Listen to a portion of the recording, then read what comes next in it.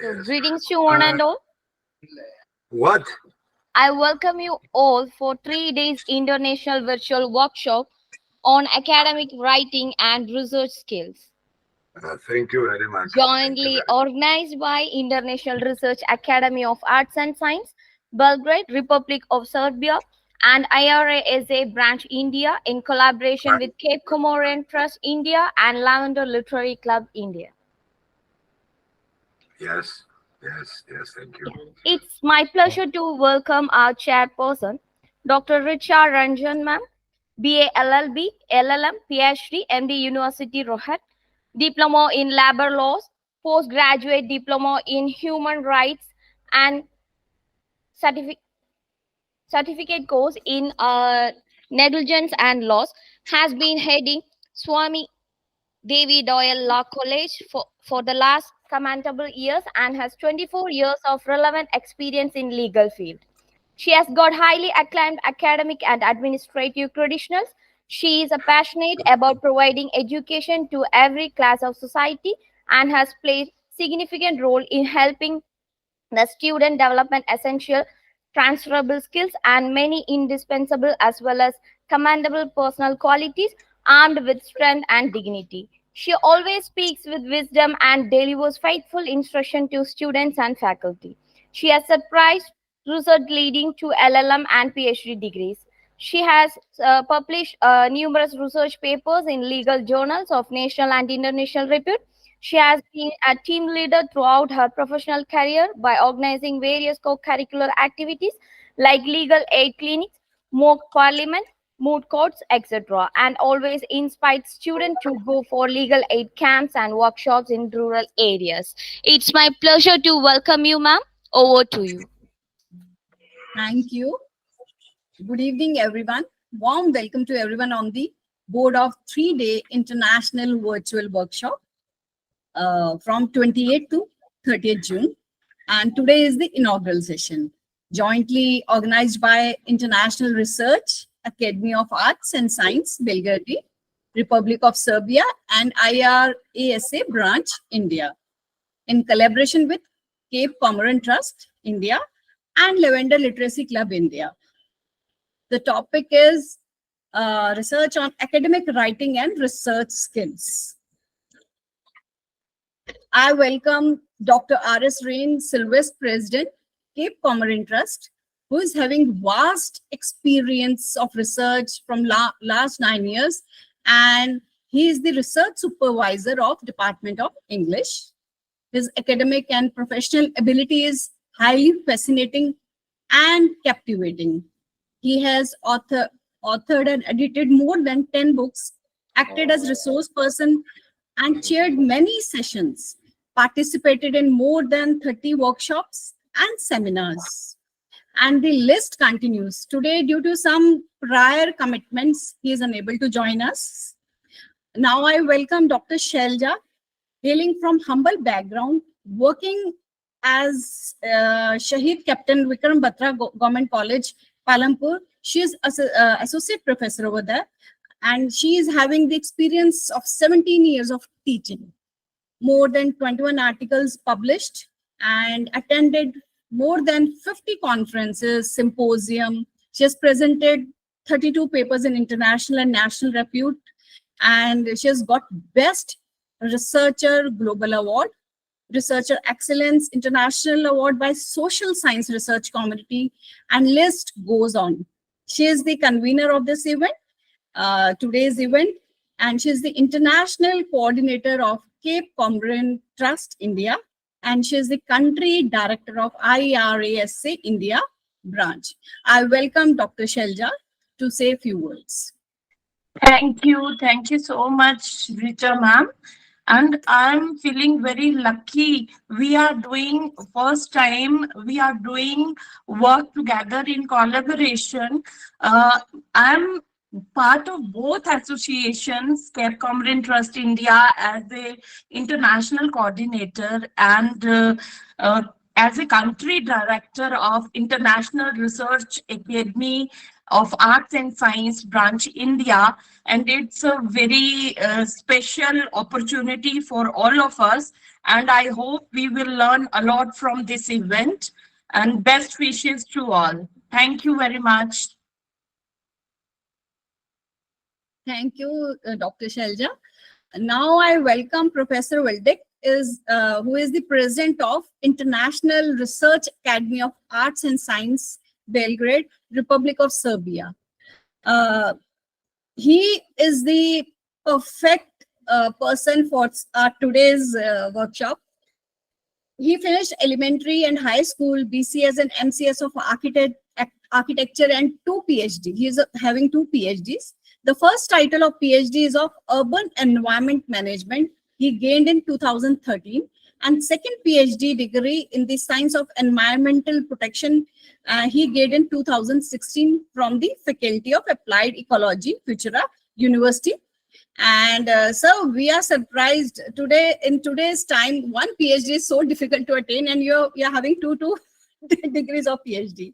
He was elected full professor in the field of technical and technological sciences in March 2022 at the Faculty of Engineering Management, and he is the president of International Research Academy of Science and Arts, IRISA, since 2018. He is a member of the Serbian Chamber of Engineers since 2006. He is the honorary member of Académie des Musquets at d'Arts and Francis 2020. The special topics, professional specialty of Professor Weldick, PhD, are urban and ecological aspects. So now I welcome sir to say a few words and wish everyone on this board. Thank you very much. One thing, natural mathematical science, and technical technology. Dear colleagues, respected academician Shalija, my name, you know, is Professor Vladimir Sarisic, and I'm the president of IRISA Academy. I would like to greet you and wish you happy work in this 3-day workshop called Academy Writing and Research Skills, which was organized the cooperation, as you know, IRISA in Serbia, branch in India, Cape Comorin Trust India, and Lavender Literary Club India. Once again, I wish you warm welcome and quality work. Big greetings from and all departments of the IRISA Academy. That is. Thank you, sir. Thank you for your wise words. And now I welcome Marija Maxin. Marija Maxin. Marija Maxin. Okay. Marija Maxin. She is full professor since 2010. And since 2013, she has been employed at the Institute of Architecture and Urbanism of Serbia as a principal scientist, the leading special planner, licensed urban planner, and architect. She has published over 140 scientific papers in international and national journals, monographs, and scientific conferences. She published 4 university textbooks and 2 monographs of national significance. She participated and led the development of 7 national and 4 international scientific projects. She was a manager of a member of a team involved in development of over 70 spatial and urban plans, studies and programs, strategies, and master plans. She has several technical solutions and patents applications. She is a vice president of International Research Academy of Science and Arts, member of Association of European School of Planning, member of International Society of City and Regional Planners, and member of Serbian Chamber of Engineers. Welcome you, ma'am. Welcome you all. Greetings from Belgrade. It is a pleasure to be with all you and the future participants. We are very glad to disseminate different views, knowledges, and to communicate between us about the research, about the joint work, about open access and open mind while researching. And what we think it's very important, it's networking between people, between knowledge, and to be open to all the differences and to benefit through joint work and through the accepting differences and different views. And besides all the methodologies we use in different research methods, the open box way of thinking, an open mind and open soul, for us, it is the most important. And then we bring the best results.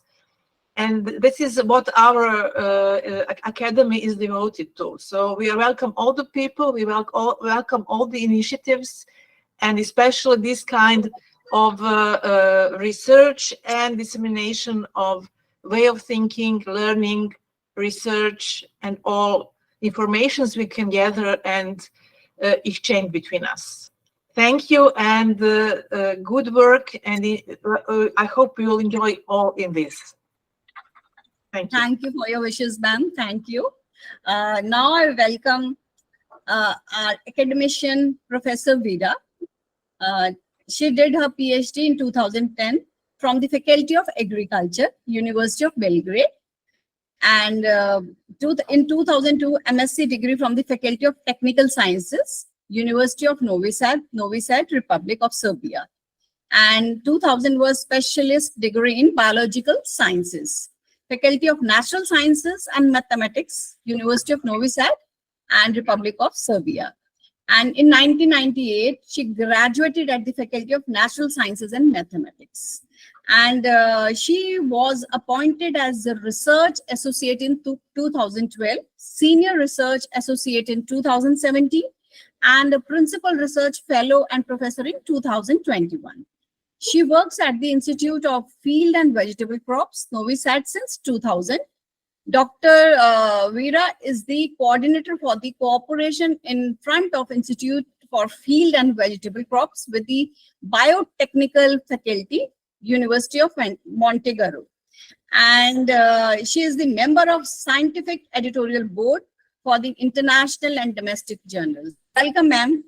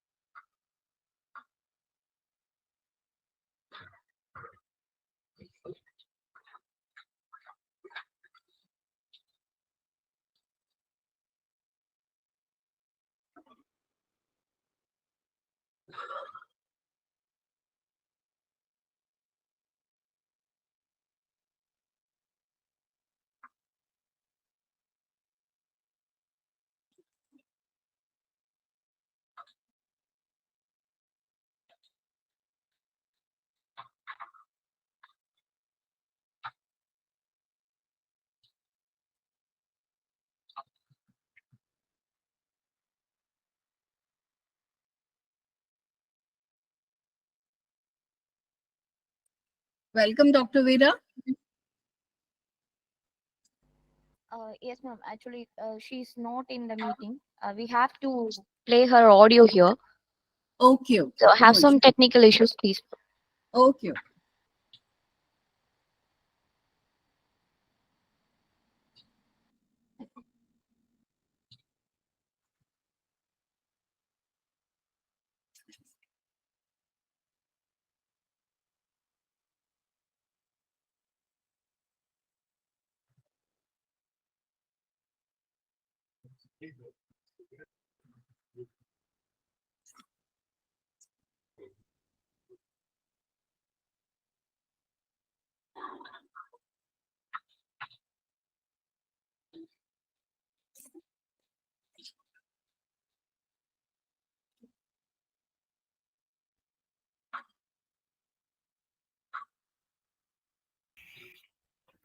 Ma'am, we are finding some technical issues, so please continue the meeting.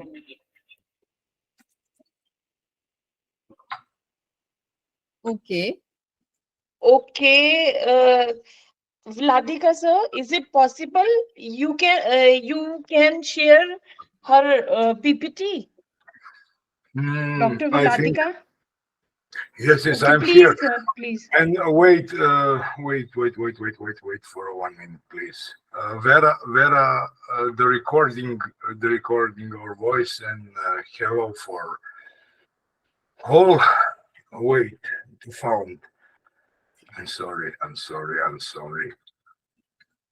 Yes. Wait. Minutes. 5 minutes. No. Respected. Hello, everyone. I'm Vera Polkovic. I come from Institute for Field and Vegetable Crops Here. from Novi Sad and National Institute for the Republic of Serbia, and one of the biggest agricultural institutes in the region, and come from Iraza. It's my great pleasure to greet you on behalf of the Institute and Iraza, and I wish you successful work at the workshop. Institute for Field and Vegetable Crops is a Serbian national agriculture institute that conducts research in plant breeding, genetics, biotechnology, seed production, microbiology, physiology, biochemistry, agrochemistry, toxicology, and so on. A list of 20 plant species, over 1,200 developed cultivars, registered and grown in more than 30 countries, illustrate the success of breeding program over time. I am glad that we are partners in a workshop with you, our dear colleagues from India, and I hope that along with my colleagues from the Institute and Iraza, we shall successfully contribute to the realization of its activities.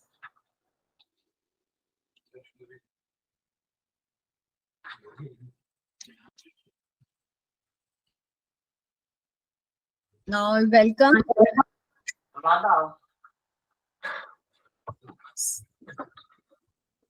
Vladika sir, mute your.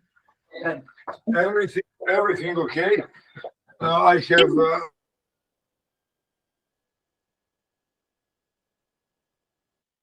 Okay. So research skills allow you to find information and use it effectively. It includes creating a strategy to gather facts and reach conclusions to the answer, and research skill require good communication skills. And our today's speaker is young, energetic, and master in her field, Professor Nada from Croatia, assistant professor on Faculty of Economics, Business and Tourism Split, University Split, Croatia. Professor, Wet High School, and co-founder of IIU Europe, board member IIU, country director of IIU Croatia, administrative core team member of IIU, president of IIU Research Center, International Internship University. She has master degree in economics and master degree in mechanical engineering, assistant professor on Faculty of Economics, Business and Tourism Split, professor mentor in high wet schools, holds PhD in statistics and finishing in informatics. Have a diploma as a computer informatics STEM expert, computer science expert, information system manager, and designer of ERP Infosystems. Honorary works for the International Internship University, the world's first virtual university, where she is the board member of IIU. Microsoft Innovative Educator, expert and Minecraft Global Mentor, certified accountant and certified ISO internal auditor. And also she works honorary in many government and NGOs organization as a global community leader, global peace ambassador, world peace ambassador, SDG ambassador, T4 educator ambassador, international advisor, country director, and country coordinator, professional and honorary member, and founder and coordinator of many national and global projects, and writes scientific articles in domestic and international journals, and works reviews of international authors. editor, board member in many journals, author and co-author of many university and high school books and handbooks, and social activist on global and national level, organize numerous humanitarian and volunteer actions all around the world. And the list goes on. Dr. Professor Nada, you have done so much in your field, and today we welcome you. And now this platform is yours. And Thank you. Richard's your stage. Thank you. Thank you so much, Dr. Ranjana. It is very great to see you and you to be with me here today. I want to thanks to our great organizers, to Dr. Ragin, to Dr. Vasudeva, and yes, to my neighbors from Serbia, Dr. Vladica, Dr. Maria, and Dr. Vida, who we didn't see, and all other universities who give us this opportunity to have this amazing 3 days of the training session. Excusez-moi, colleagues, pleasure is our. Yes, our great Dr. Vasudeva, she is working 24 hours to make all this great events, sessions. So we are really thankful to her. Yes, she's so energetic, and 124/7, she's into it. Yeah. Yes. Dr. Ranjana, do you see my presentation?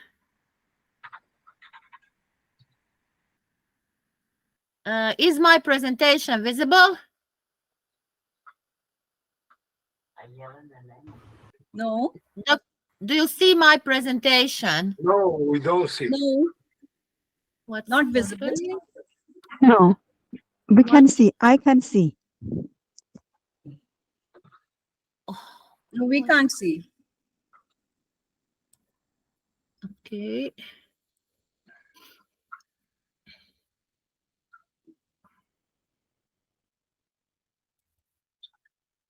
Now,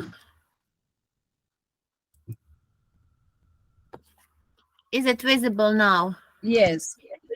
Yeah, Okay, it's visible. Yes, it's visible. Thank you. So today my topic is research skills, the examples, and how to improve them.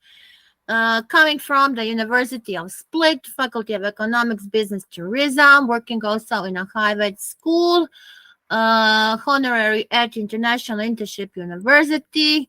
And I want to say that we, coming from the field of education, really think that education is the most powerful weapon. Today, we are going to learn together on this topic. So let us first see what is the future of research. We know that the pandemic makes so many problems, and that we have new trends, new emerging trends for the science, and we have new technologies, and if we want to make our research, we really need to be interdisciplinary, because today all the researchers are interdisciplinary. So what are affecting that? What is the future? We need a rapid development of technology. We are witnessing that today what we learn tomorrow is already old. We know from this high technology coming from AI, metaverse, ChatGPT. So we will see that little later in my presentation.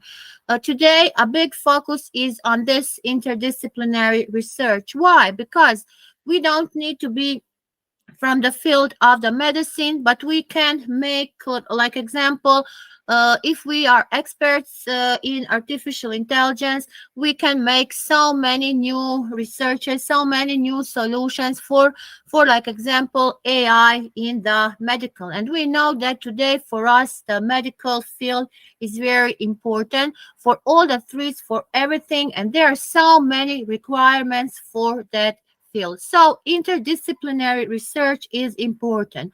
Also using VR, AR. Today, I'm giving this presentation from the comfort of my home, and we are all at home because we have this technology, this virtual and augmented reality, and also we can make simulations. Today, if I need to have a lab, I can also make a simulation and present my lab on this way.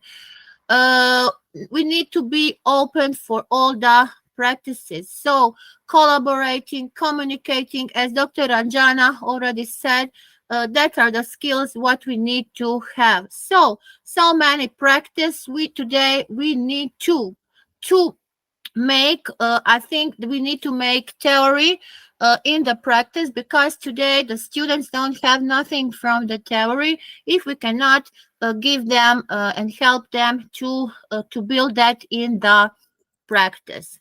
So many new innovations, so many new scientific innovations coming from all the fields, especially if we are talking about the field of technology. Everything is coming from energy, electronics, and we are giving this to the medicine. So many new materials, so many new things, so many new approaches. Then everything, what we are talking, everything has a word sustainable. Is everything really today sustainable? How can we make science and other things sustainable to give this, to become this? We know the problems, we know all the problems. That is why we are conducting so many SDGs conferences, participating, acting, and doing a better for the society. We know that we will not achieve them till 2030, but if we don't continue to work on this, if we don't develop these sustainable goals, we will have new big damages on the society. Also, a big focus on the mental health and well-being. Today, let us think about that, how we get up this morning from our bed. Did we took a deep breath? How many deep breaths we took? Did we focus on the day? Did we focus on the issue? So if we start our day in the negative way, whole day will be for us very bad. So we need to focus on our mental health. All of us are working a lot. Don't think on our well-being. So let us make some practices. Let us make here, especially in India, there is a yoga. So people need this type of therapies. We need to focus on this. If we want to say, if we want to say what is happening in the field of entrepreneurship research, we have the 10 emerging trends and topics for this in 2023 that are ecosystems, the digital, social, sustainable, corporate, family, finance, mindset, education, and entrepreneurial. You see this entrepreneur on this photo. One day, my student asked me, Professor Nada, what is for you an entrepreneur? Can you make one sketch? I make this sketch and show him, because if we don't have a motivation and inspiration for our students in each minute, there will be no successful work. So these are the next wave of the research. So we need to know what are the skills for the entrepreneurship. Also, we are working in the field of education. We are also one type, because we are educating our students from idea to realization. I can say that we are the biggest entrepreneurs. Our field is the biggest for everything. So if we talk about the business and management, these are for 2023. We almost past 6 months of 2023, and we've had a big digital transformation, social responsibility, AI, ML, blockchain, remote work, circular economy. Do we work on this field? Do we make researches? What skills do we need for these topics, for this theme? So e-commerce, Dr. Vladica already at the beginning say, for us that research is like a trade. So this is really a type of trade, and if we want to make this, we need to be experts in all this. So I've already said entrepreneurship, business management, all of this. So this is the future. How can we get the skills? We really need these skills, and on this way we will give us give our contribution to the world, to the education, and to our students. Why I put these photos? Because from my university, when I look through the window, I see this beautiful park. I see this green. This is something where I can rest my eyes when I am working. So then, without, you can press many other problems. These are the must-have. We know this world must-have. We need these skills for the researchers of the future, for the researchers of today. So that is research communication, collaboration between academia. This 3-day training session is a great example. So many universities and institutes are collaborating. Then we need digital research skills, and we need to have open research.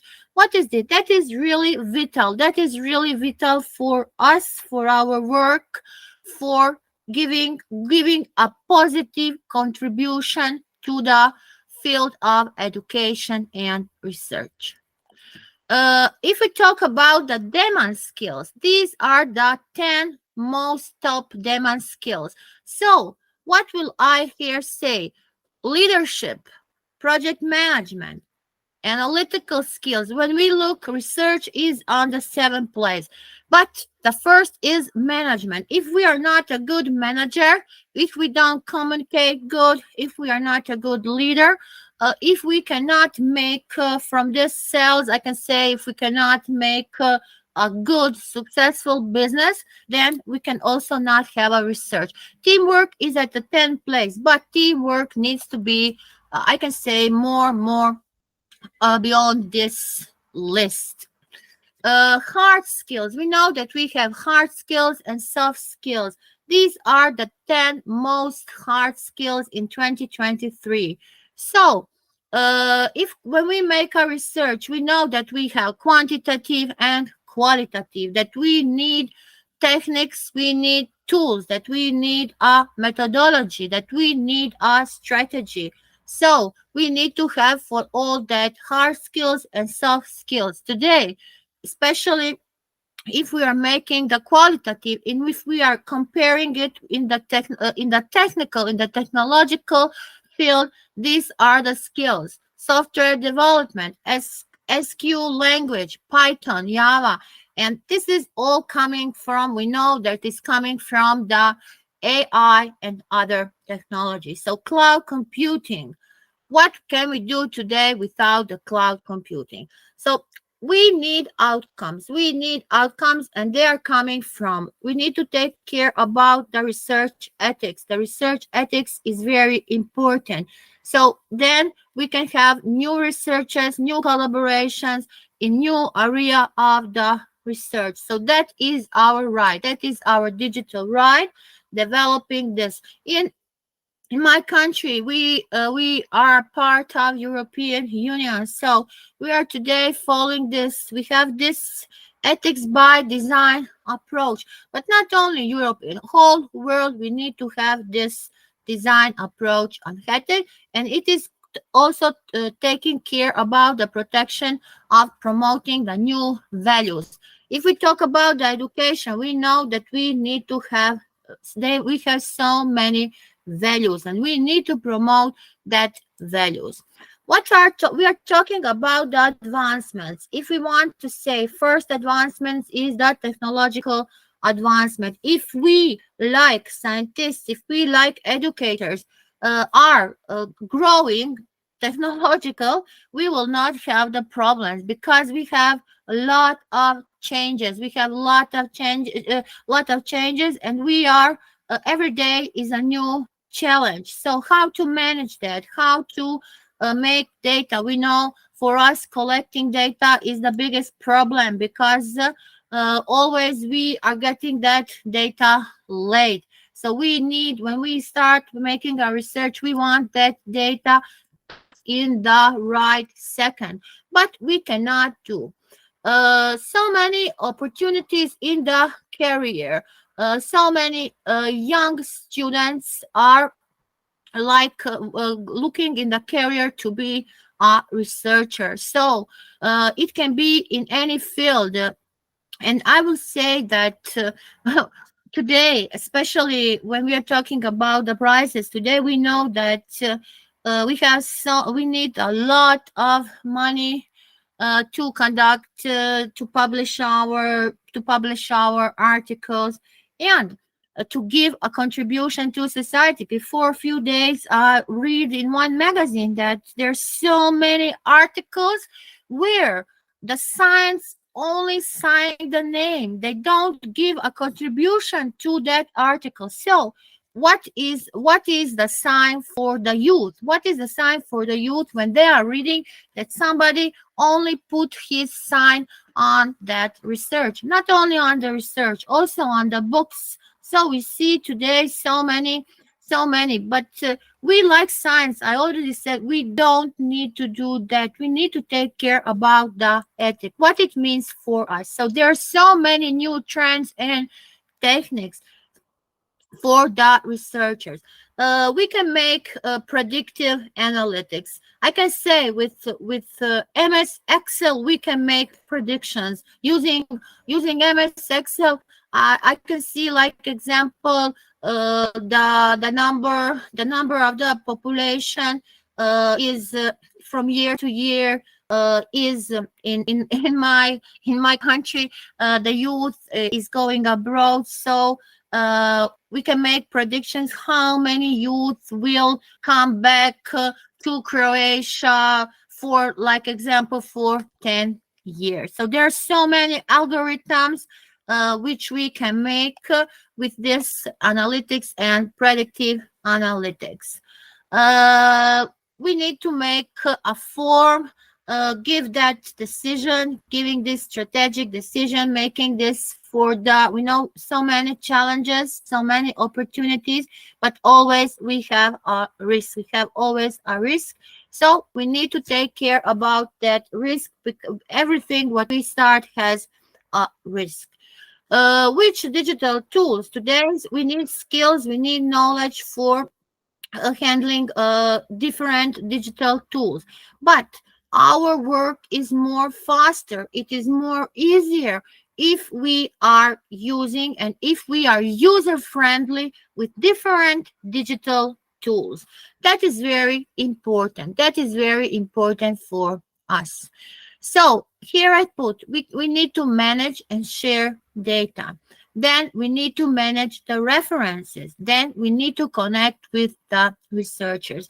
So these are the places. How can we share? We have so many sites that providing that data, so many references. We can manage the styles, the citation styles, and who can help us? Who can help us? When we are making a type of research, who say that you are always on the right way, then it is really great to connect with your colleagues, with other universities, with other academia, and try to give a help, try to get an advice, because maybe you have a great idea, but you don't know, but you are not starting on the way it is needed to start. Data visualizations today, very important for me skill, because we know that sometimes one photo can say more than 1,000 words. So making a different infographics, making storytelling, making this educational materials, and so today Dr. Vida has problems, but she make a video, and through this data visualization she would give us the greeting. So today we need to find the way to bring our all solutions to the realization.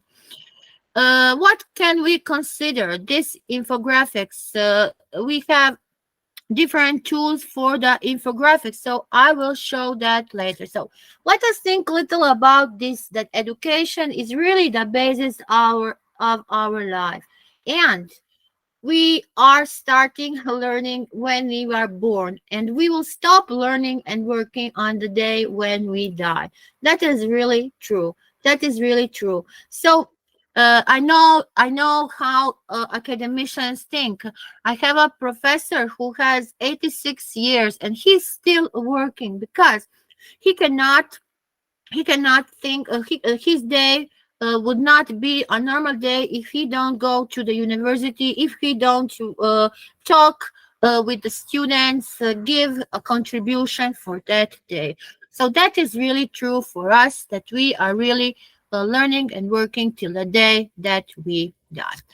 But if we are not creative, if we are not thinkers, if we are thinking different, so this 5 industrial revolution is again accelerating many new things for us, asking new skills, and that is called reskilling. So teachers, professors are every day faced with so many new experiences in this changing society. How every day, I'm sure that every day each of us is asking, did I make this today on the properly way? Did my students get the outcomes I think that they needed to get? Do we prepare our students for the bright future, for the bright tomorrow? So many questions, so many thinkings we see here. We are in a labyrinth. And maybe somebody thinks that he has all the skills, but no one don't have all the skills.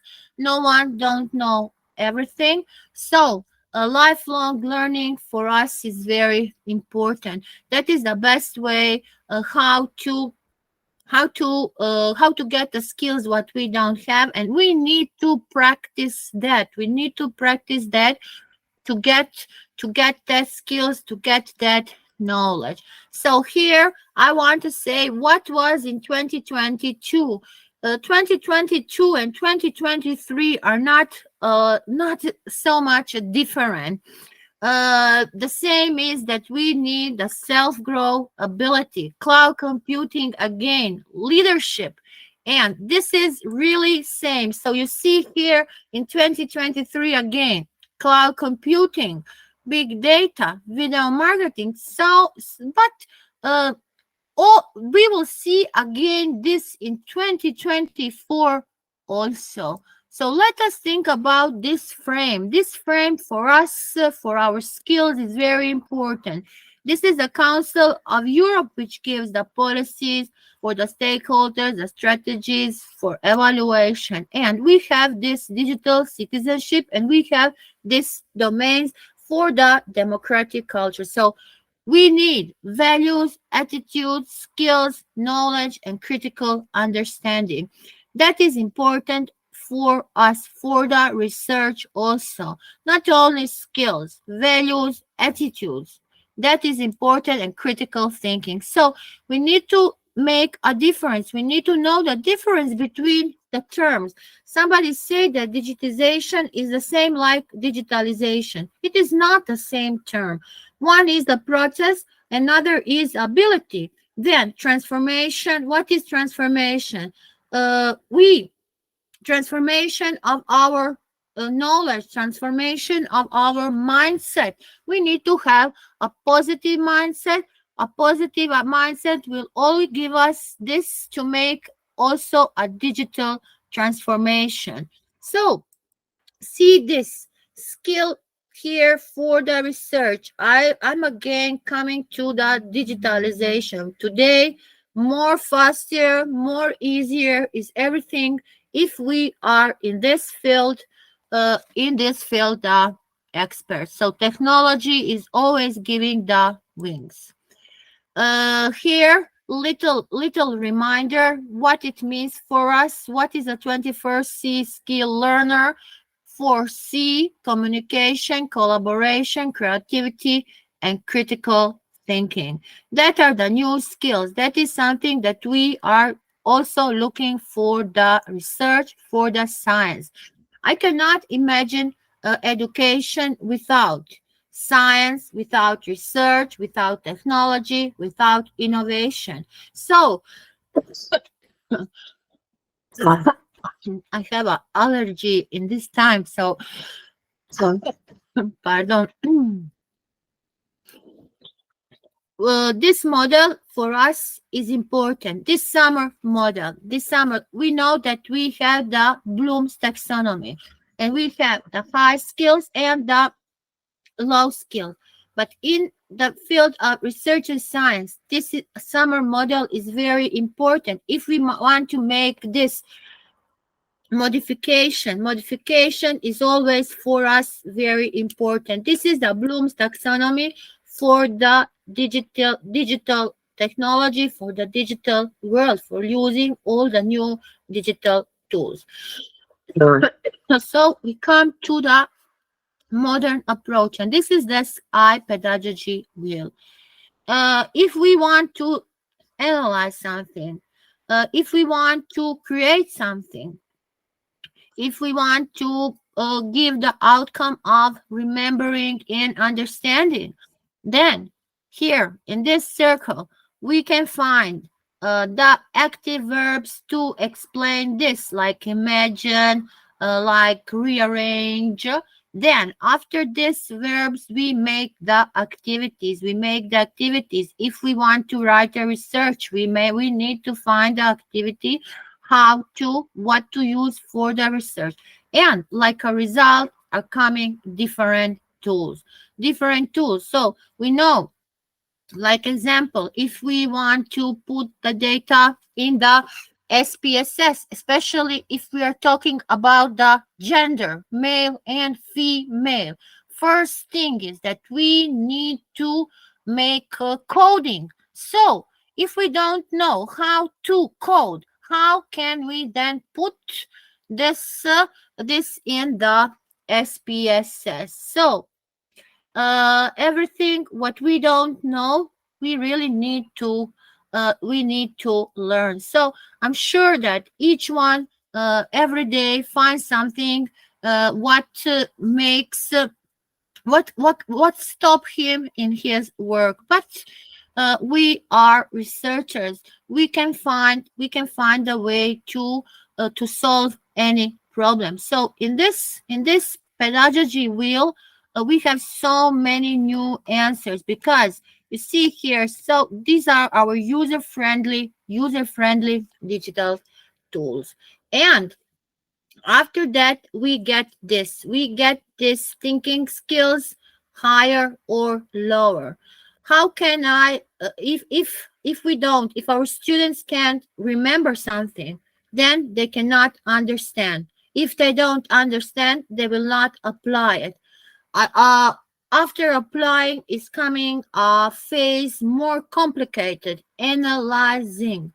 How can we analyze something? How can we organize our data if we don't implement that? If we don't implement that, and if we don't learn the way, how can we implement this?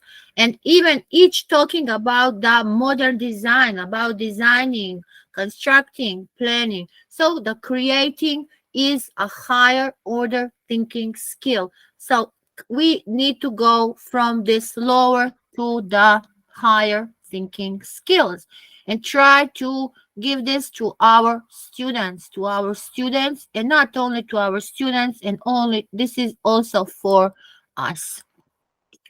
To make these skills, we have so many new technologies, new achievements in the education field.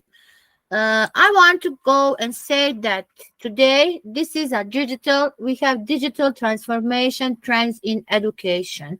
So you see, from the start of today of my speech and my presentation, I'm coming on this digital trends, because I know that we cannot make today a big contribution to the field where we are working without this transformation.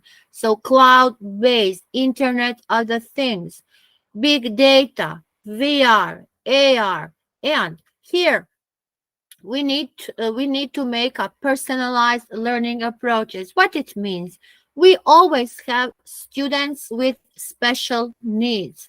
So today, artificial intelligence is helping us to make this personalized learning to students, to the gifted students, and also to the students with special needs. So when we have, like example, I have one subject, business statistics. So on that colleague, I think now we have 600 students. So how can I give attention to each one student? There are so many groups.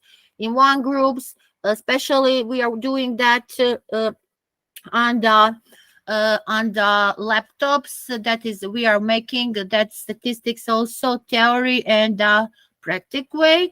So many students go through you, but you today need to have the ways how to make this learning personalized for each one student. Nobody don't ask you, because today you really need to you need to make a view, you need to know, you need to see, you need to recognize that students today. Because after your lectures, after your trainings, everything, so communication between you and your students in the time of giving lecture is very important. That is the only way how can you personalize this learning approaches. So using ICT in education is helping all of us, giving a new quality, using internet, laptop, tablets, hardware, software, everything. That is important. So that is the way how we are changing the world through the data and called data economy. See here, data economy refers to know how much data has grown over the past few years and how much more it can grow in the coming years. 44 multiplied in 11 years. So you see, using this social medias like YouTube, Instagram, TikTok today. So these are the new data economy. I don't know, Dr. Vasudeva, how much time do I have, but will I continue or will I stop here? You can continue, ma'am. You can continue. Okay. So I want to go through this through these technologies. I will go a little faster and show AI is really the technology of the future, and it is giving a modern approach to the society, to our researchers, to our students, to the education. You don't need to be in the field of technology, but you need to see this. What we have today. Deep learning. We know that already we have robotics.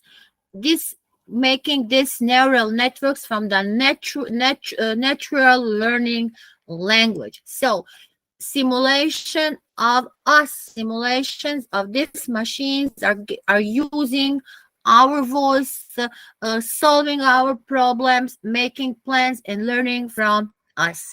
But what is AI? You see, there all field is occupied by the AI.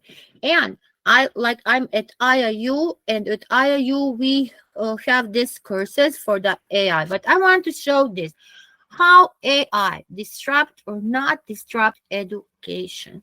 So today we have standardized curriculum. I already said solution. We need to have personalized learning. Then we know that for us, for the evaluations, for the assessments, we can have always open questions with the AI. But if we have problem that assessments are time consuming, then we have classes with many students who have questions that we can make from AI this virtual assistant. So I can say that really India is so developed in this field. So many experts are working on this in India. Then plagiarism. If we have problem plagiarism, we have solution. This NLP, natural language processing, can always determine this plagiarism. Then personalized communication. We have chatbots. We have chatbots where can give the chatbots the answer.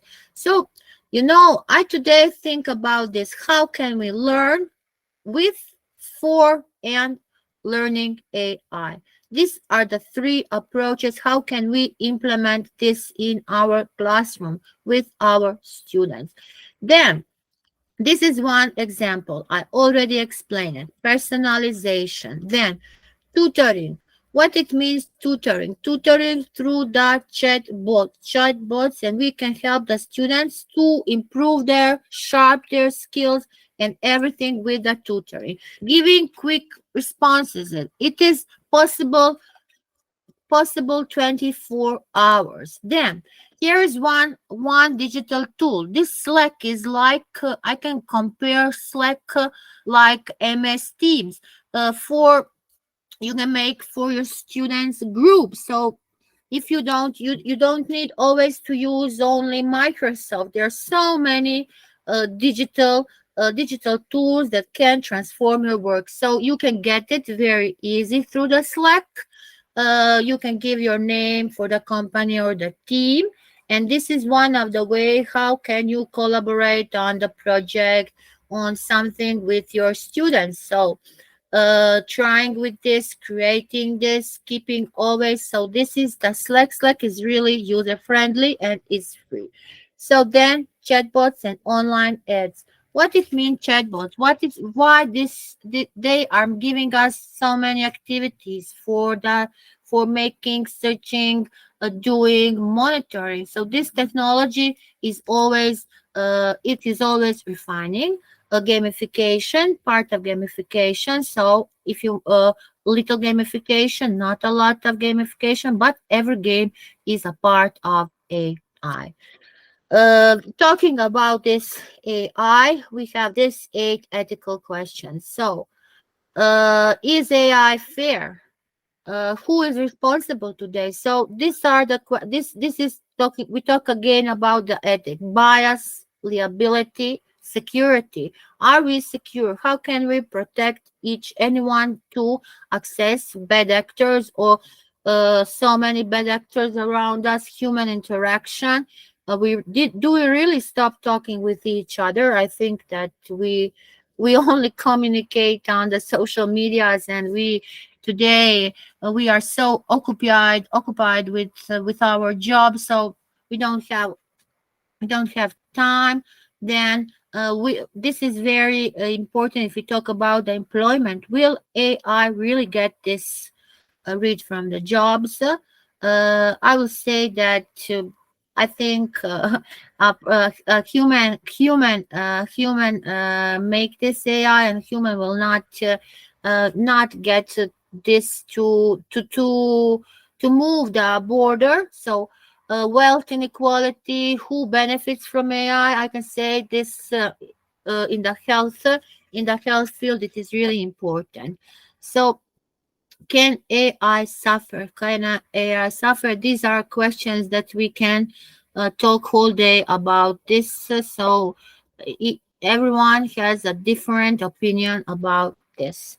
Machine learning is only a part of artificial intelligence. So we learn from the data. That is like we researchers need data, and we can learn. How can we make this? This is a process. So if we feel, if we watch, if we think, if we do, that is the way how we can help, and how can we make the actions with little intervention. So what we have before we have this, we have traditional programming. Today we have machine learning, and really it is not hard to learn. It is, you see here, traditional program had a data and had a program output, giving up output. Today machine learning is going to the opposite way, giving we have output data and it's giving a program. So program is always using data and output, but a traditional, we always use this data and writing program. I will here stop with this David Kolb's learning model. So for us, for the values, for the skills, for the knowledge, we always how we feel. Do our feeling, can we replace our feeling in our work? I will say yes. I will say yes. If you feel today good, it is I'm sure that you will have a very successful day. But if you get up not good, that day will also be not good. So that is the same here. We have a concrete experience called feeling, and that is something that can be a continuum. We have continuum and the perception. If we are feeling and watching, that can be a divergent. If we only watch, that is an observation. So thinking, watching, thinking and doing, feeling and doing. So from watching to thinking to doing and again to the feeling. So this is a concrete experience. This is very important. This David Kolb's learning model is ideal for everything, not only for machine learning, not only for AI. Today, ChatGPT, same way. So how did you, when you ask and when you put in the ChatGPT the question, we cannot get answers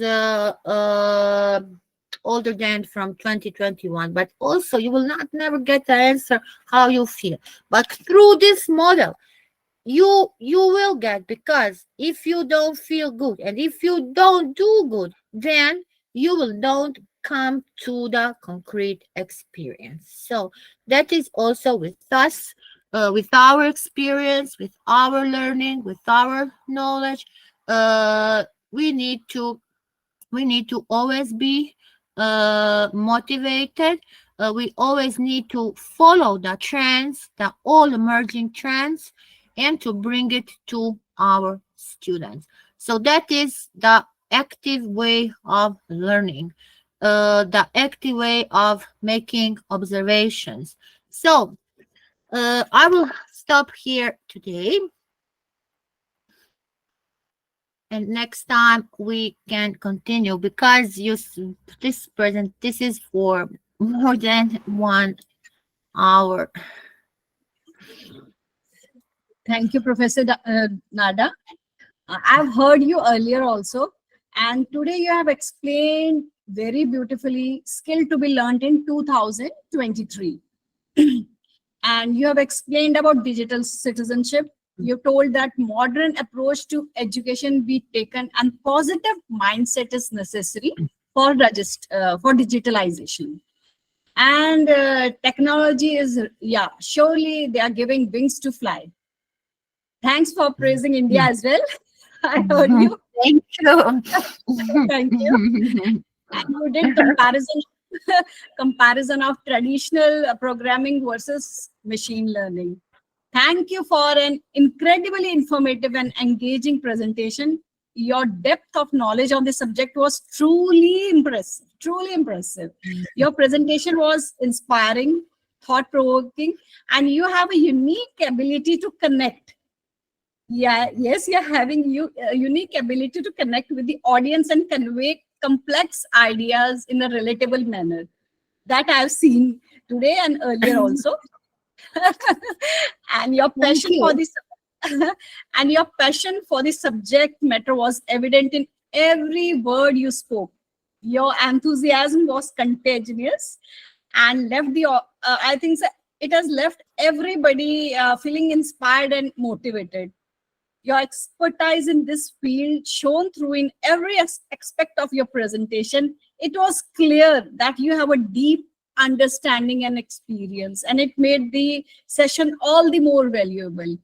And the way you engaged with your PPTs, with the audience, and encouraged participation, it has created dynamic impact. So now I will open the platform for everyone if someone has any query to ask Professor Nada.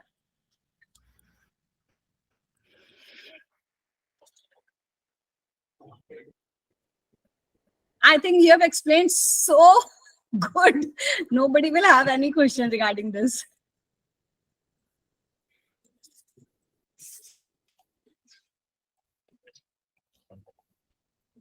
Anyone?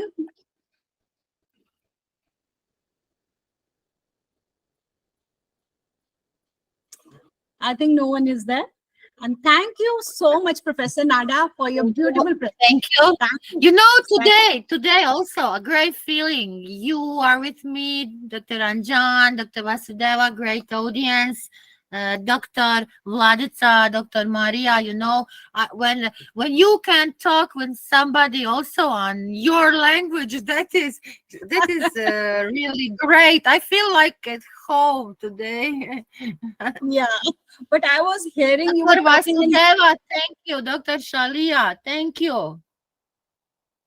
Hello, Dr. Shalja Vasudeva, where are you? I think so. She's not, she's connected. Yeah, connected. Thank you so much. Now we'll move Thank on you. to the Thank you. second speaker now. She's Dr. B. Spurti. She's an assistant professor of English at Department of Humanities and Social Sciences.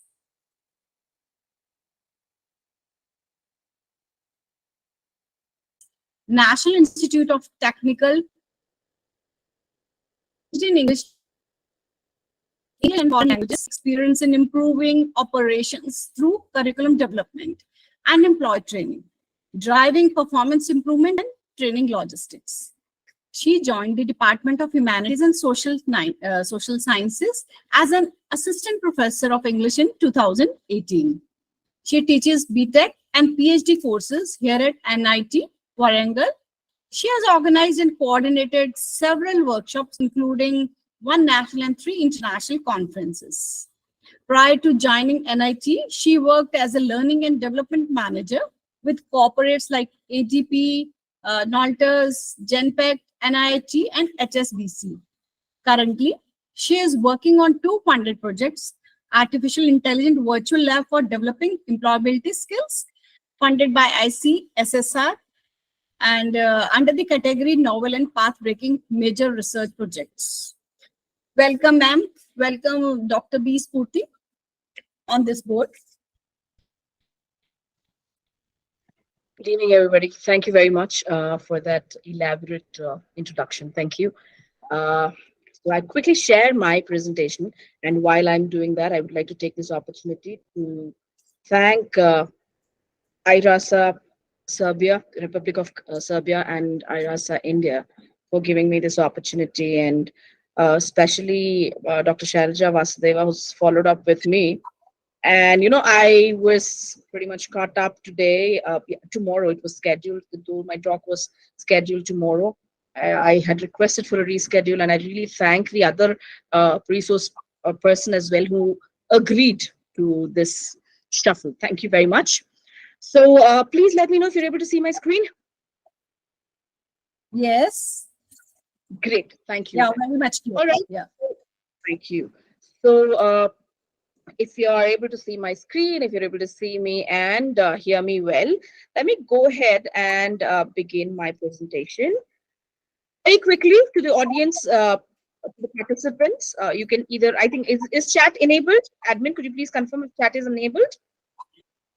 But we have about 25. So anybody can unmute and tell us when you woke up today. I know the beauty of joining or talking to people in an international conference is that you'd have people joining in from different countries and, you know, different time zones. So I want to ask you, it's actually in India, it is 7:08 p.m. And I'm joining you from Hyderabad, though I work with NIT Warangal. I'd come down to my hometown rather to be with my parents, and I'm joining you from Hyderabad. So where are you all joining us from? Participants? Richa ma'am, where are you joining us from? I'm from India, Chandigarh.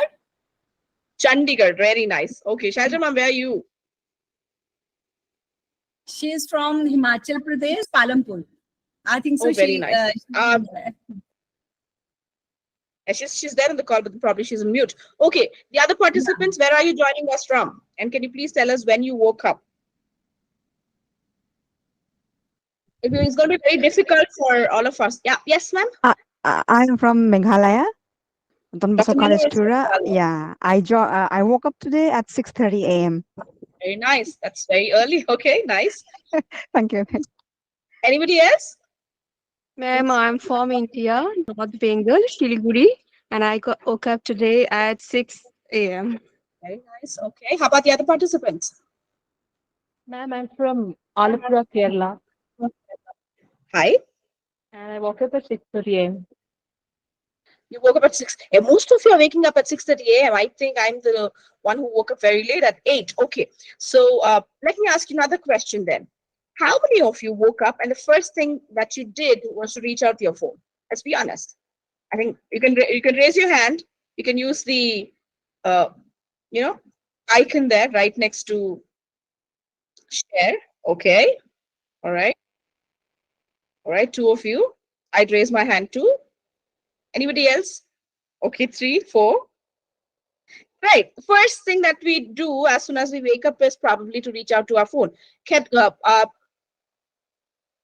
Ms. Rashid, Shamla Rashid, could you please tell us as to what, if it is not too personal to us, why did you reach out to your phone first as soon as you woke up today? Good evening, ma'am. Hi, good evening. Yeah, actually, I'm in the hospital taking care of my mother-in-law. Oh, please do take care. I really appreciate that. You're working on your professional development even while you're actually at taking care of somebody at the hospital. Really appreciate that. Yeah, that's what I took up my phone when I woke up in the morning. So, All right, great. Dr. Mullah? Reaching out to my phone was simply to check the time because I have to get ready for my kids to school. Right. Alarm, checking the time, just check on messages, any updates, social media, many things, right? Okay. How many of us actually slept with our phone next to us on the sideboard of the bed, on the side table? Most of us, right? Yeah. I see quite a few hands going up again. Right. So how many of you really woke up and thought of what you'd learn? Because, not necessary that you're in a workshop today, not necessary that you're going to college or, university to teach or to learn, because we may have other students as well here. So how many of you woke up and thought of what you could learn today? I still have a few hands up. Is it okay? Yes, Ms. Khalid, could you please tell us?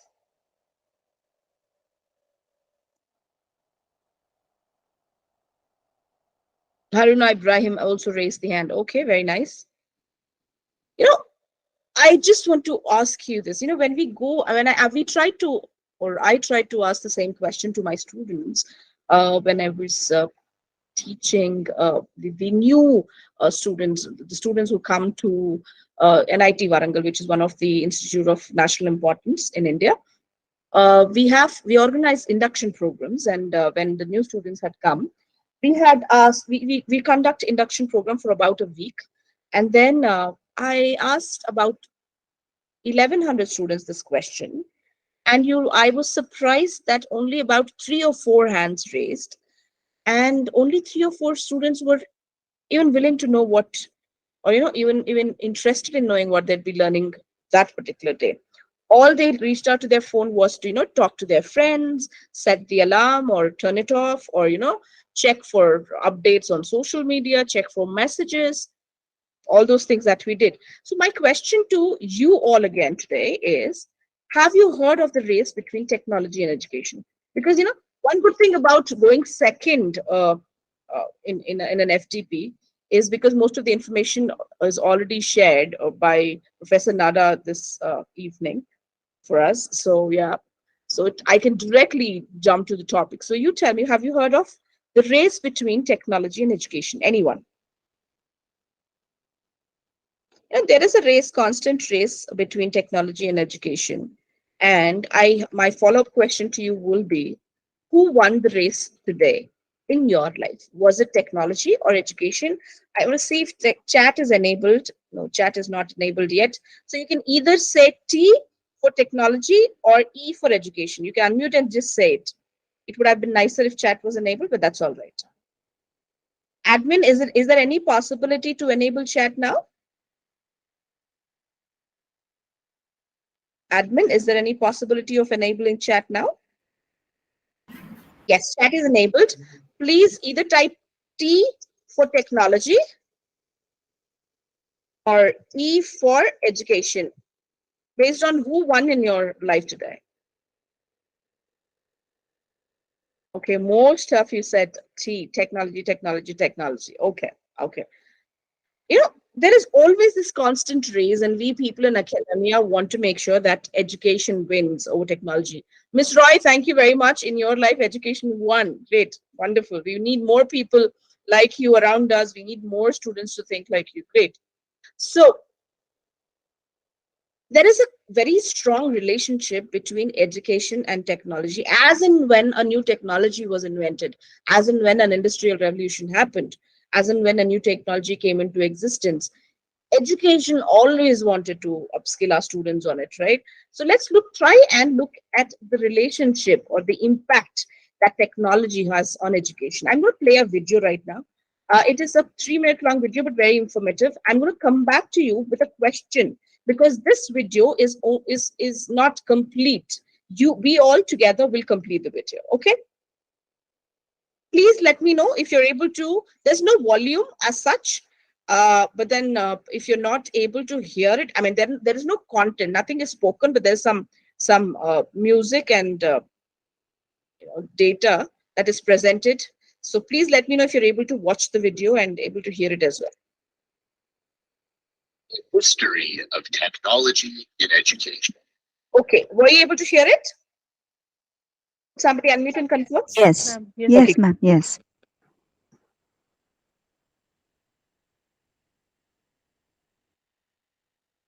The history of technology in education. Let's begin.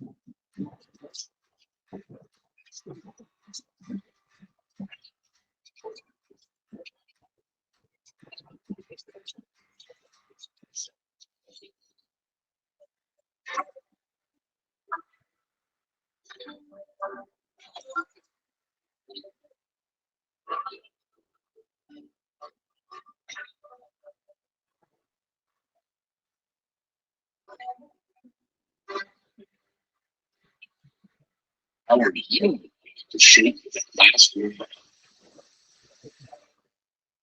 Correct. Great. So this video is until 2020, right? Sorry, 2000. And we are in 2023, right? So please, let's unmute ourselves, or you can feel free to use the chat window. So what other technologies, which other technological advancements or enhancements have significantly impacted education since 2000? This video is until 2000, the year 2000. What else happened in the last 23 years? Any other technology that you can think of?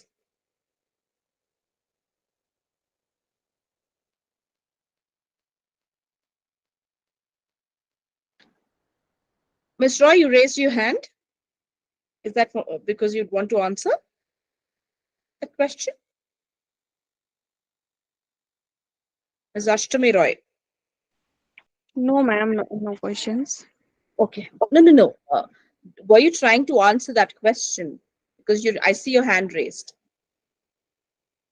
Okay. Anybody else wants to try? How about you using mobile phone for learning? How about learning through WhatsApp? How about YouTube? How about MOOCs? How about all these recent technologies like machine learning, artificial intelligence, virtual reality, right? So these have taken over, and whenever they've taken over, education has either prepared our students to work with it, or to equip them with the knowledge so that they will be able to use that technology, or leveraged on that technology, right? So in this session today, we are going to look at how we can leverage artificial intelligence for academic research purposes.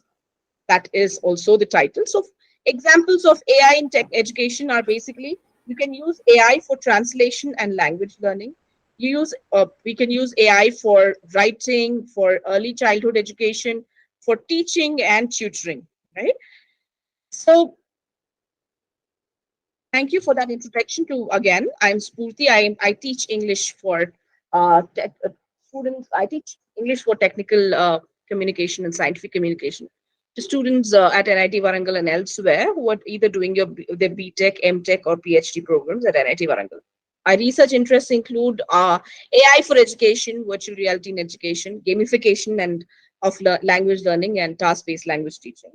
This is what I do at the institute that I work, that is NIT Warangal. So the topic for today's session, or discussion rather, I'd want to call it a discussion, that we're going to have throughout in the next 27 minutes that we have, is AI for academic research. Okay, so artificial intelligence has the potential to revolutionize academic research by augmenting human capability. It is going to support us. Now we're going to see how we can accelerate data analysis, how we can uncover insights that are until now covered or hidden, how we can bank or take leverage on AI and make sure that the research process that usually takes a couple of months can be reduced to, if not minutes, weeks at least. Okay, so we're going to look at some tools that we can work on and make sure that our research doesn't take as long as it used to take earlier. All right, there are ethical challenges. Ms. Nada, Dr. Nada has clearly, in her presentation, taken us through the challenges, issues that one can have, ethical challenges that one is always encountered by when using AI. We're definitely going to talk about it, but for now, let's look at how artificial intelligence, has performed in research and publication. It all started in 1956 When the term artificial intelligence, we all thought that, artificial intelligence is a very recent technology and the term is very recent. Nowadays, everybody's talking about AI. But then if you actually look at when it was coined in 1956. And, cancer treatment had already started by 2017, which leveraged on the potential or power of AI. And, global market, there is a lot of growth in terms of use of AI in healthcare and more importantly in education, because 63%, which is $63 billion, no, sorry, 39%. So is the case with AI trends in research. We have a lot of automated labs now. Knowledge graphs and relationship maps can be created in minutes. Machine generated hypothesis experiments can be created. There are simulations that are created. There are a lot of things that are happening in the world around us. So very quickly, we're going to look at how AI has, taken over and has become a part of our daily life. Before that, I want to ask you a question. How many of us are excited about having AI in our daily life? And how many of us are concerned about using AI in daily life? You can type E if you're excited and C if you are concerned in the chat window. Because there was a research conducted by PW Research Organization. I'm going to share the findings with you very soon. So how many of you are excited? If you're excited, you can type E. If you are concerned, you can type C. You can type E and C if you're both excited and concerned. Ashmita Rai is very excited, very nice. How about others?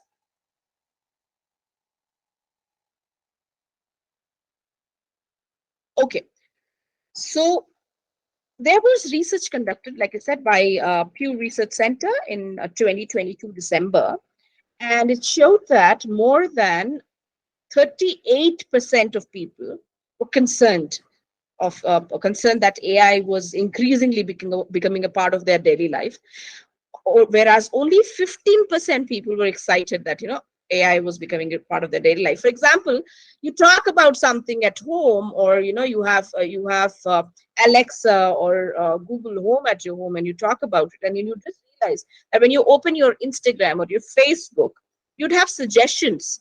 For example, if you talk about buying a car and you open your Instagram or your Facebook account, you would see that the information, the Alexa would have sent the information already, which would have been connected to Amazon and your other social media accounts. It was sent the information already, and when you open your phone, you'd see advertisements for offers on cars, discounts, and various new car launches.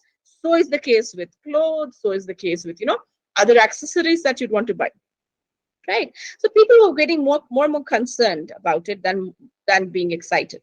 And about 46 people said they're both excited at times and concerned at other times. So I'm glad that, Ms. Roy is excited about it. Good to know. All right. So to move on, have you ever used AI? Just a question. Did you ever use AI? Artificial intelligence. Anybody? Like I said, it's going to be an interactive session. The entire session is built so that we can talk, interact, and it's more of a workshop than a one-way monologue. So I'd recommend and request you to participate. So has any of you used AI? Yeah, I have tried using Google Assistant. And Alexa. Google Assistant. Okay, how did you like it? I did not do anything. I just have to speak, and whatever I speak, I get the response. Okay, great. How about you, Ashmita? You unmuted. You wanted to say something? Ashtami Roy, sorry. No? Yeah, I have also tried like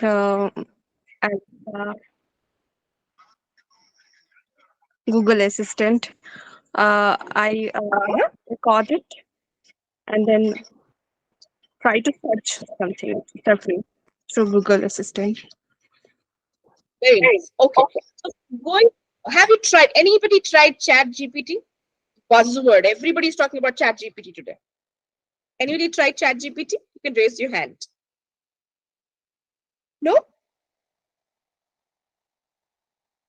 Okay, no problem. We will see how that works very quickly. So yeah, ChatGPT was launched in November 30, 2022, estimated 100 million monthly users in January, and fastest growing consumer application in history. And this was the research conducted by UBS. And everybody uses it nowadays. But then surprisingly, only 14% people again use ChatGPT for academic purposes. Right. So usually, coming back to the topic for our discussion today, how can we use AI for research purposes, right? So usual process or steps that we follow in research writing or doing some research is you identify a problem, then you evaluate the Ms. Ranjan, are you trying to say something? No. Okay. So the usual process is, we identify the problem, evaluate the literature, we do a literature review, we create hypothesis, then we go ahead and do a research design. We describe a population, we collect data, we analyze the data, and we write reports, right? Or it can be for thesis, it can be for a paper. So what I'm going to do right now is I'm going to stop sharing. And I'm going to share the entire screen because most of you have not used ChatGPT, from what I understood. I'm going to share the entire screen with you. Tell me if you're able to see it. I shared my entire screen with you. You should be able to see me go to Google. Please tell me if you're able to see that. Are you able to see my Google page? Yeah, ma'am. Yeah. Okay, very quickly. If I have to ask you to, somebody unmuted me. Sorry, I request the participant to go on mute because I'm able to hear myself. Okay, so this is ChatGPT. It's a free website, basically. You just need to go to openai.com, or you can type ChatGPT on Google, just like this, and go there. You just need to register, sign up if you're a first-time user, or you can try ChatGPT. It will ask me to sign up now. So, for example, I showed you this. So if I want a research design, so for example, if I want to use research design for conducting research on using AI for academic writing. It'll give you the from research questions, it'll directly give you the research questions. What is the impact of using AI in academic research? ABCD, then methodology, qualitative, quantitative, mixed method approach, sample. Basically, this is a structure, right? Data analysis, ethical considerations, evaluation, limitation and future research, reporting and dissemination, and more. If you ask it to elaborate, it will elaborate further. If you ask it to give you citations, it will give you citations. However, there is a challenge with Google ChatGPT citations. Are you able to see the screen? So it took less than 1 minute, I think, about a couple of seconds for it to generate an entire research design for you. Would anybody want to give me a topic that I can, so when I said elaborate, it is elaborating. Would you like to give me a topic? You can either type in the chat window or you can unmute and tell me.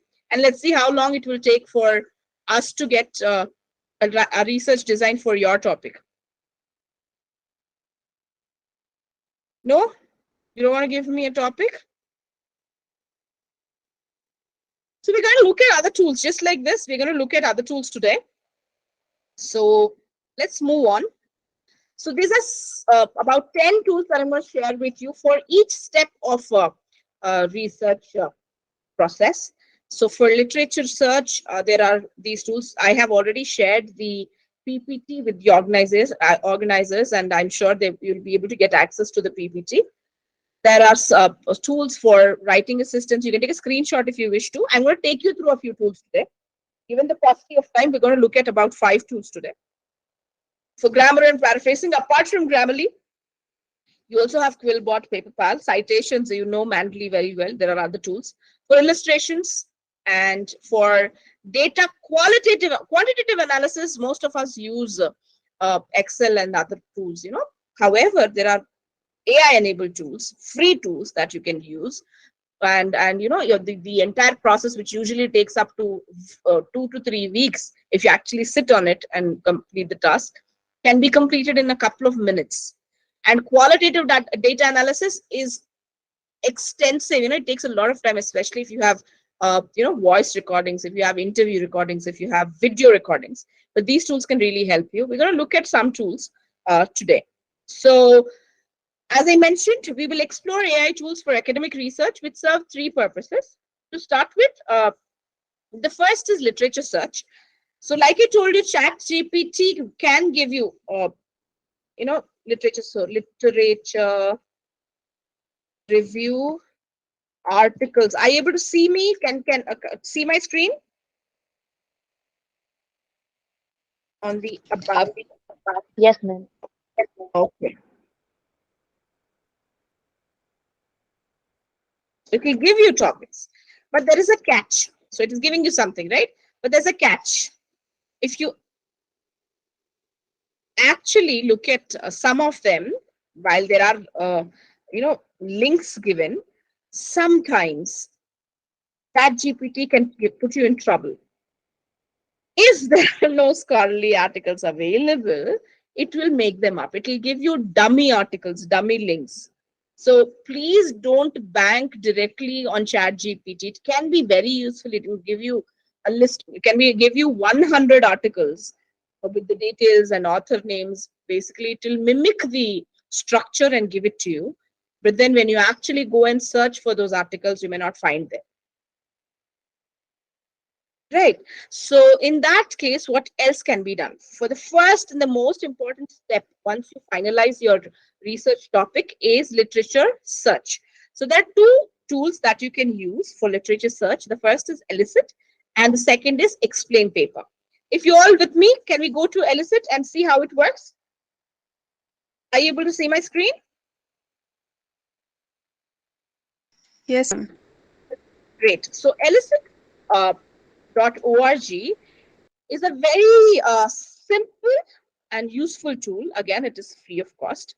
All you need to do is, for example, there is for this particular session, I had to read a few articles to understand the developments of AI and how AI has been used in education, especially, and research for research purposes. So what I did is I downloaded an article. Are you able to see this article? So this article I have downloaded before I started my preparation for this session, and I have downloaded several other articles, but it was very difficult for me to, you know, read all of those. So what I did is I went to Elicit and then I selected this. Simple. It is a free account. A first-time user, it will ask you to create or it will ask you to log in with Google. Then you go to your computer and you select the article, and then you will click on Analyze Paper. So if you look at it,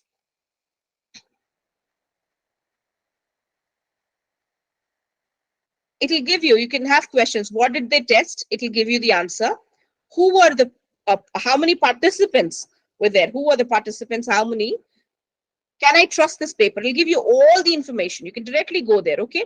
In case you don't have an article, let's say you don't have an article and you want to really take help of artificial intelligence to find you an article.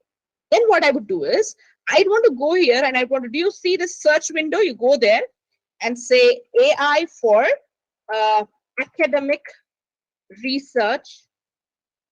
All right, I click the, so how, I type it here and then I say, how can I use?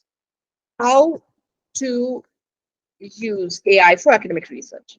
Okay, then I click on enter. It will give me list of papers, harnessing AI for research, the list of papers. So over here on the left side, you can just go select a paper and you'll have the same questions answered here. Or if you really want to look at the number of participants in this particular research, just go find those answers here. Okay. And then if you have on the right side, if you want AI to explain what exactly was done, just need to go on the right side. There are 3 panes, and then click on it. It will exactly elaborate as to what was done. So you can click on measured outcome. It will tell you intervention. It will tell you on the right side, right? You just need to select the paper and it will tell you what was done, how many people participated in the survey, what were the outcomes, and is the data trustworthy otherwise. And if you only want papers that are available in PDF version, you just need to go here and select this. And it will only show you papers that are available in PDF version. You can try.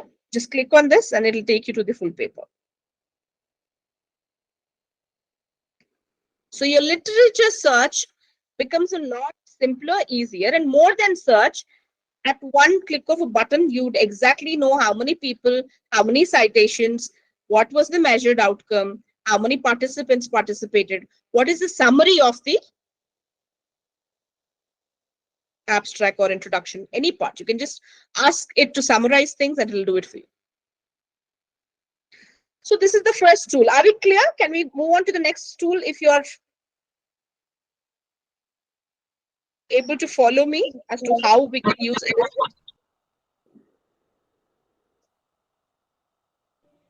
Yes, no. Can somebody please confirm? I see a lot of hands raised. Yes, ma'am. Okay, great. So let's look at the second one. Second one is, for somebody who would want everything summarized at one place. For example, let me go to Google. I'm going to take you to Google again, and we are going to explain paper. So it's basically as if somebody is sitting next to you and explaining the paper to you. So you go to explain paper. Again, same thing. If you have not logged in, it is free tool. You just need to click and sign up. I have already signed in, so therefore it is asking me to just directly upload PDF. So we're going to the same paper again. I'm going to click on this, click on browse and select the paper that I have downloaded from the internet. And then I click on begin reading. It is 7:45, so I'll try and wrap things up quickly.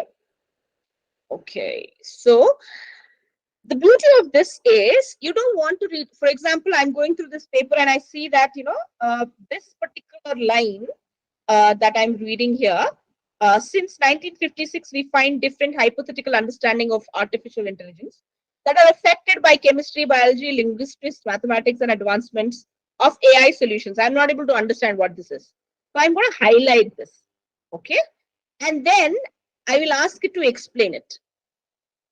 When I click on explain, it will explain that to me and it will also give me related resources. See, that particular sentence highlighted here, the explanation is since 1956, there have been various theoretical interpretations of artificial intelligence, A, B, C, D, E. These different interpretations or perspectives have shaped the understanding of development of AI over the years. So you can select anything, you can highlight anything on this document that you uploaded and you can ask AI to explain it to you. See, I've selected something else again. The solution provided advertisement, etc., etc. So it will explain it to you and it will give you other resources as well. So that is explain paper.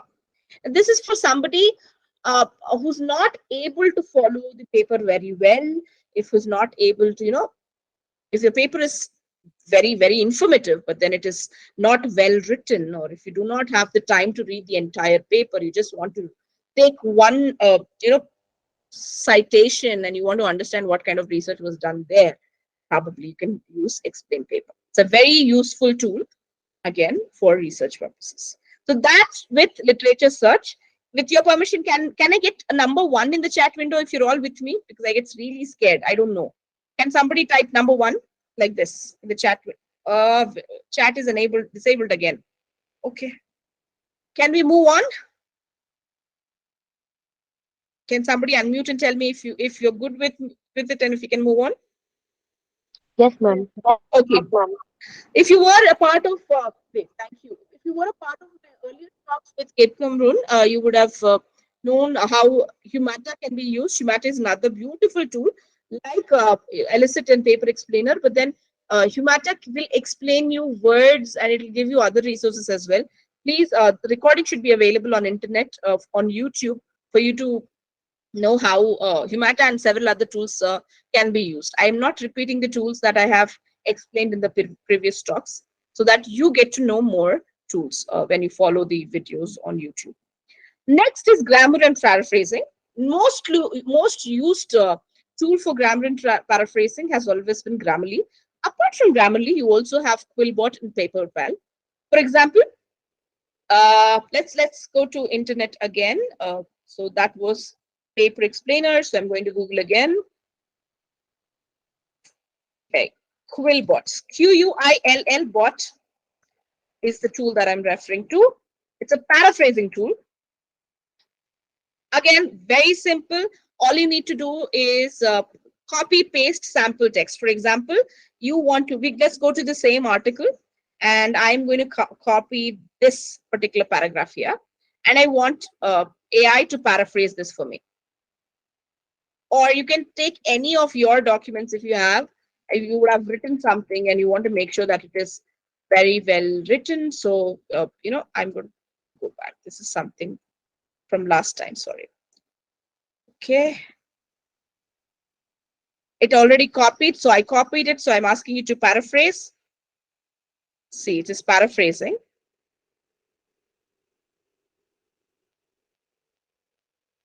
The one on the left until here is the original, and it has paraphrased it to the ability of machines to think and behave like people has given artificial intelligence a unique position in all fields. The original is the mimicking of human cognitive process by machines and robots.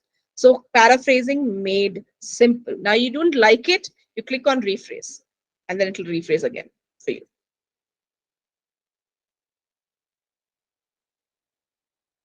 Okay, if you want really fluency, if you're working on fluency, this is another option, standard and fluency. Again, basically for generic use, if you want to use it for rewriting your own articles, that's fine. You do not need a premium account. But if you really want to use it for other purposes, for, if you're a corporate company and you want to paraphrase your documentation and all, then probably you go for an upgrade. But then, basic version works pretty fine. You don't have to go for an upgrade. That is Quillbot. Okay. So very simple. You just go there. You just need to create an account. I don't think I have logged in. It hasn't even asked me for a login. But then if you can create an account and log in and use it, it will store your previous data. And AI, like is adaptive technology. So it knows the patterns and the ways in which you work with AI. So it will give you inputs that suits you best. All right, let's move on to PaperPal then. So that was PaperPal is another tool, again, very friendly, user-friendly. Now, this is for grammar and rewriting. The good thing about PaperPal is you have three functions. You have PaperPal for manuscripting. Basically, you can click here and upload your manuscript and check it. Then you can go to click on PaperPal for online editing, or you can install a Word plugin. For positive time, it is 7:48 already, so I'm not able to show you. But then this tool is very useful if you're somebody who shares everything, saves everything in Word format, and if you have a plugin installed, it works beautifully. So do try PaperPal. PaperPal also is free most of the times. You do not need a paid account unless you want to use it for, patenting and other purposes. If you want to go and patent your document, then probably yes. Otherwise, free version is pretty useful. I most of the times use Check Manuscript. You just need to go here and it will ask you to upload the document. It will ask you to create an account and then it will ask you to upload the document. Same process again. Here, however, you will have to upload the Word files and not PDF versions. So that was Quillbot and PaperPal. Let's move on for presentations. Is another beautiful website. Presentations takes a lot of our time. We know academic presentations and especially research presentations, they can take a lot of time. So all you need to do is you need to go to slidesai.io. This is the website. You have to install the plugin, and the plugin will be available on your Google. It works beautifully in sync with your Google apps. So you just need to go and click on install. I have already installed it. You just need to click install, and sorry. For you it will be installed if you have not installed it already, and then it will tell you that the plugins have been added to your Google account. Then you go to Google Slides. Click on Google Slides. You can take screenshots if you wish to. The meeting is getting recorded, so please don't be worried. I'm going to share the screen. I have already shared the PPT with you, with the team already. So what I want to do now is I want to go and create, slides. So create slides. I'm going to chat GPT and then say, create slide notes for the above topic, which I already gave them, right? So let's see how it gives me slide notes. See, slide number 1, slide number 2, slide number 3.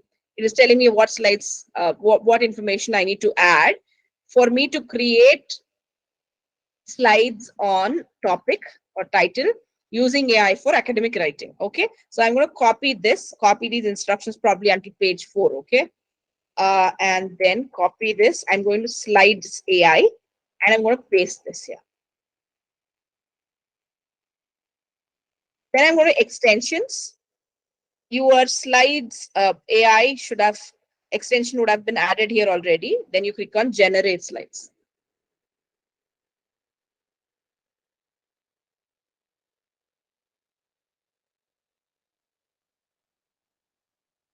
So it will say that it is setting up. It will take some time. You just need to copy paste this. You want up to 4 slides. Or we can only, because it's a free account, you need to reduce the size of the text. Wait a second, I can't use this because I have already exhausted mine. So I think I'm going to use another account.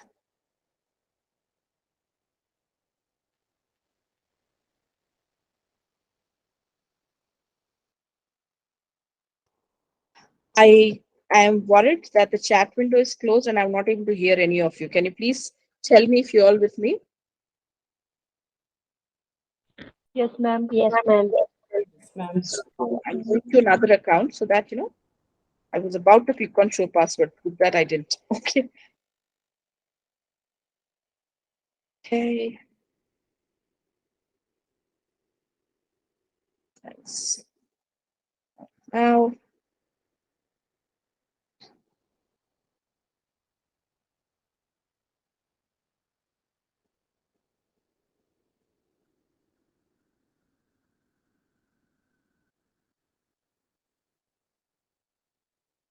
So basically, this is a free account, but I have used it many times, and you can only use it for a few times. So that is why it is giving me this trouble. Let me.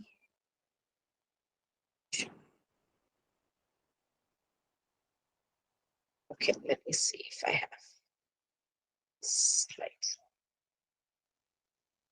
Okay, same process. I'm going here, and then I'm clicking on the extensions. I'm able to see Slides AI. I'm clicking on generate slides on a different account. Again, there is a limit on number of times you can use this because I've used it for quite some times in the past. Therefore, it is asking me to upgrade to premium. But then if you're somebody who's going to use it only for like 2-3 times a month, then go ahead and use it freehand. See. It's still asking me to upgrade to premium. I have no idea why. So try this with your account and tell me if you have any challenge, because it should not ideally ask you for this. And then you click on upgrade, and then it should give you the slides automatically. I wish I could show you the previous slides that I created, but then, because of it being a non-paid account, it's probably giving me that trouble. It'll give you slides, and you can go ahead and select the theme that you'd want, and it'll automatically give you slides with this information that ChatGPT has given you. If you don't want to use ChatGPT for creating your slides, you may as well go ahead and put in your own points, and it will be as smooth as butter. So again, in case you find any challenge while you are trying to use Slides AI.io or any other tools that I shared with you, please do let me know. Now that we have about 5 minutes, let me show you Humata as well, because I couldn't show you Slides AI. There are many tools available. If you go to this particular slide on my PPT has a Prezi Slide AI, the one that I showed you already, which I couldn't create slides on because of the account upgradation issue, and Tome. These are the websites. Please explore them. They're pretty self-explanatory and pretty user-friendly. However, these are tools with limitation on the number of uses if you are using it for free. Okay, so quickly, while we have 5 minutes, I'm going to take you through Humata because I promised to do so. Humata AI is, again, just like the other tools that I shared with you, like Elicit and Paper Explainer. So how does Humata AI work? Again, you have to sign up or log in.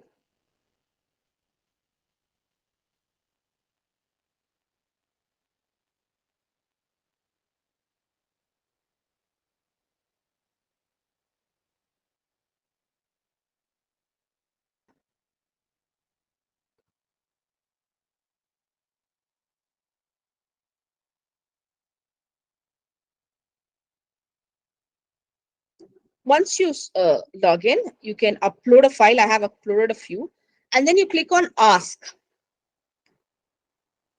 You can upload a file by clicking on Upload here, or if you have already uploaded a few files, there is no limitation on using this particular tool.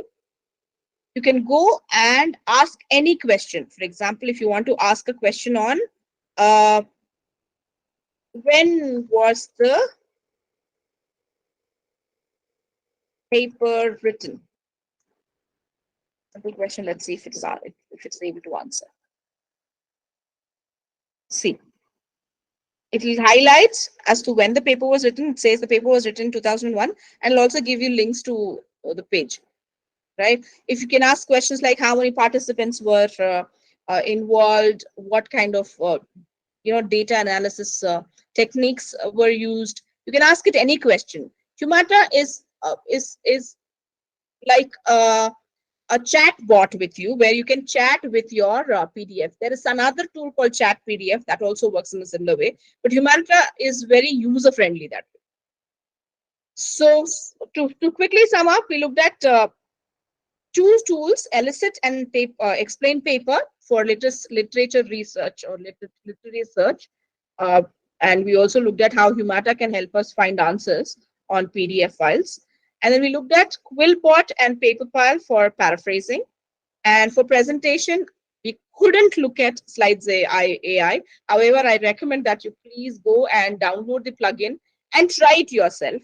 Try to put in as much as you can, or give it any instruction that you wish to give it, and then select the pattern or theme on the right side and click on generate slides, and it will go ahead and generate slides. These are the tools that I wanted to share with you.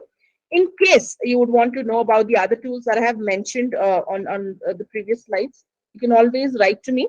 That's my phone number and email ID. And I would like to take this opportunity to thank Cape Cameroon Trust and Lavender Literary Club for giving me this opportunity once again to be able to engage the participants in this FDP. I hope you found the session useful. Thank you so much.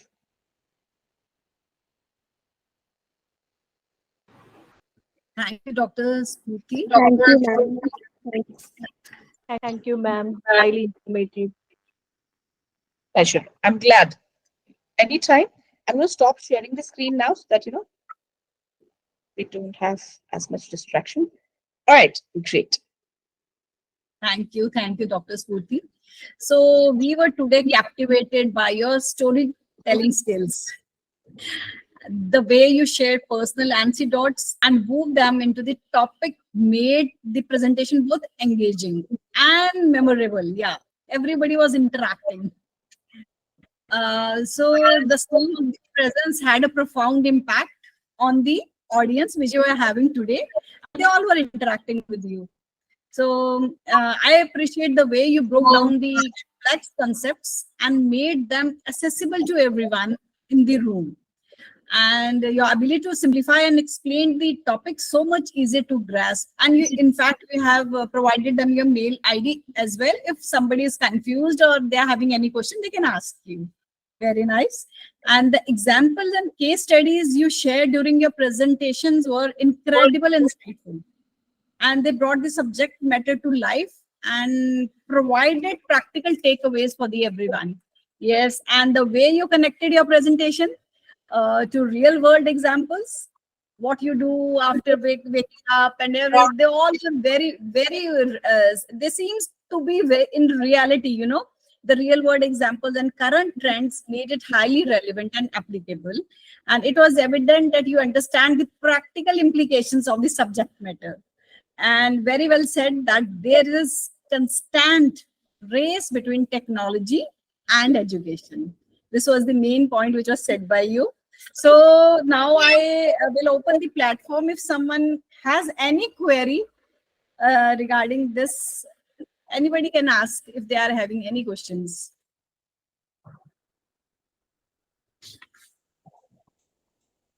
Yes, please. Any questions, any suggestions, any challenges that you had? Please, you're more than welcome.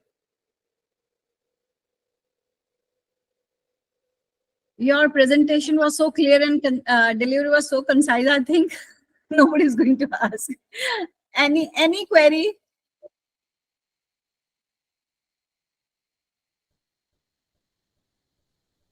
So, thank you so much.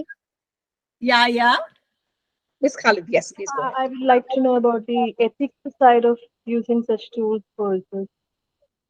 Right. So if you look at it, APA now has a format. You have a certain format for APA, MLA format. APA now allowed you to cite content generated on generative AI. ChatGPT is a generative AI tool. It generates content for you. So if you go to APA, you look at it. So basically, people are accepting it. The holy place of all answers. What is the holy place of all answers? Google. Earlier, it was not accepted, right?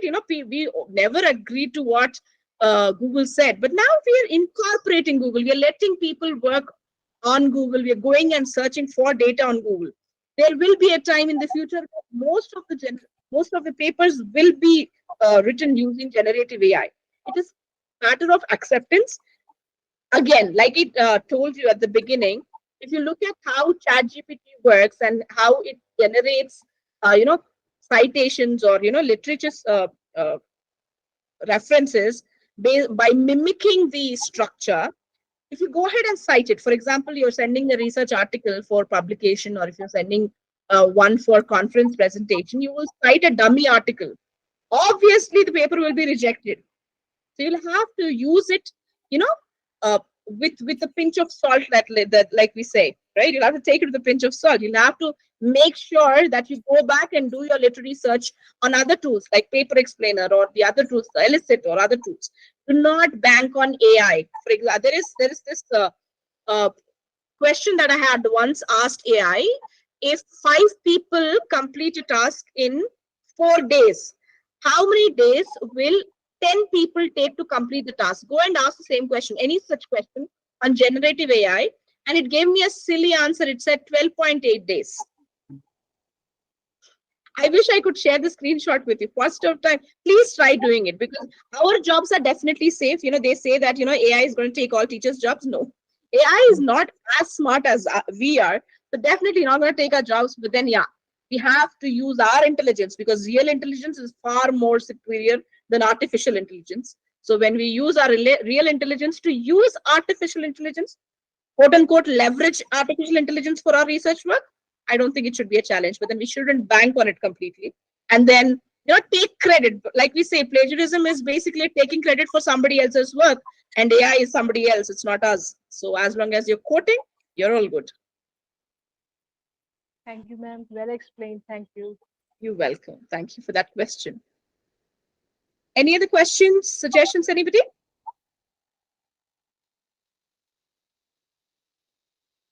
Well, I So take now- that silence for a no. Yeah.